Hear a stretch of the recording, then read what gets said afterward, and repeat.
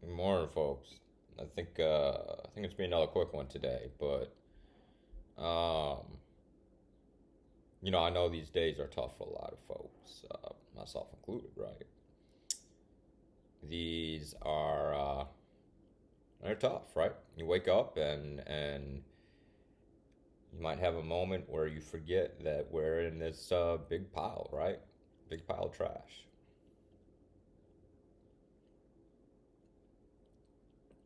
But pull back a little bit, right? Um,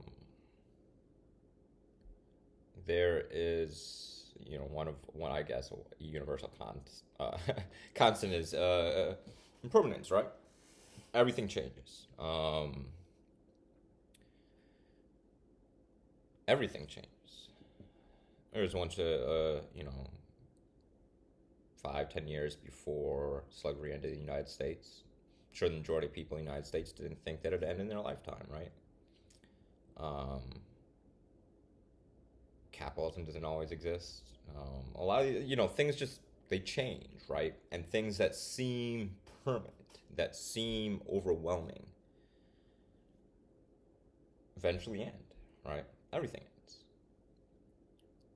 which can be a disturbing thought for some, or maybe it's a hopeful thought for others. But everything ends. At the same time, as we look even in the micro of this world today and what we're seeing, um, and even and some of this was inspired by seeing a post by Lisa Payton Care and Clean and how their one of their children was harassed, right? But in the hope, right? And the hope is that their child was there, was putting up the mural. The hope is that was there are community members rallying in response. The hope that is here is the fact that we have white mothers and now fathers wearing orange shirts opposed to the white mothers yellow shirts activated in Portland, protesting against uh, fascist secret police of our authoritarian leader Trump, right? They're activated. It spurred action, something that was launched to squash dissent, spurred action. We're seeing another poll today that the majority of Americans feel that there is discrimination against black and brown folks, which, of course there is, but, there's the hope in that is that that wasn't always the case, right? And we're still seeing sustained numbers on the majority of white America actually supporting this movement.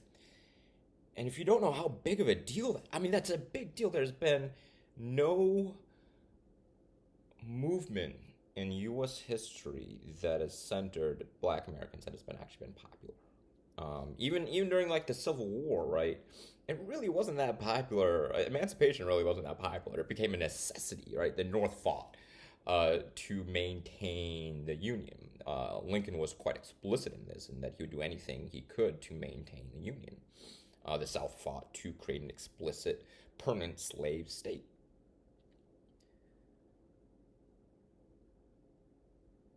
The majority of people didn't support emancipation, but it happened, right?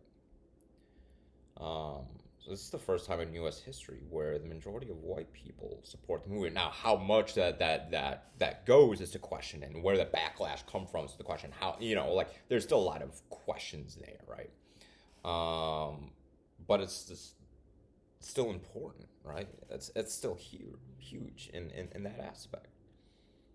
We're seeing young people across the globe becoming more and more active. Um, in the U.S., there's just been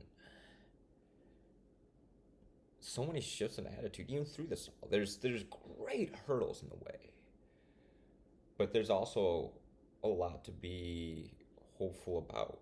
Um, from small actions, such as one of my friends, Jackie. She was working to start up a large initiative, and doing a lot, particularly right now around domestic violence and other things. And it started out as a small endeavor, M2M, or Mother to Mother Gifts, right? And it's grown into something more, and bringing, particularly to the Virgin Islands, support for domestic violence, and Chicago, and engaging artists of color, and uplifting folks, right? That's hope. Those actions are hope. Or, um, yeah, those actions are hope. Seeing folks engaging in hard conversations, about anti-Semitism and anti-blackness in Jewish communities. That's hope, right? Um, these things are important, and so maybe today, instead of focusing in all the big hurdle of shit that's in front of us, look around a little bit at the people that inspire you, such as the DPW coming out and offering support to Nada, and condemning Tim Carpenter's actions for harassing and bullying her, in particularly a really explicit way too, that I don't think would have happened under different leadership. So Ben Wickler, cheers to you, man. Um, but yeah, just pause today, breathe in and breathe out, feel your body, and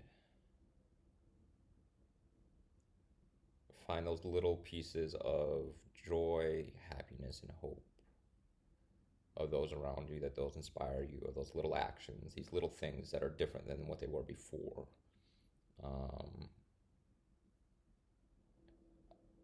and even in my own looks at history, and you find it, and you'll find it today, that in the most aggressive ways that humans have worked to take away others' humanity, one, it only takes away their own humanity, but two, you find some of the most beautiful expressions of the best of ourselves in some of those darkest moments of ourselves. So today, look for that hope. It's there. Trust me, it's there.